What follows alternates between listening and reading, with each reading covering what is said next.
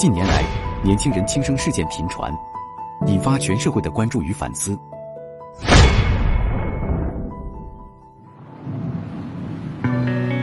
你身边的人也许正在默默承受痛苦、焦虑、抑郁、无助，往往不会直接说出口。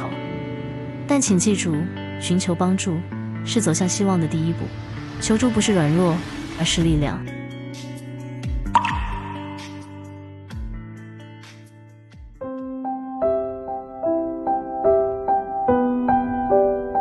博爱辅导中心40年来，陪伴无数人走过黑暗。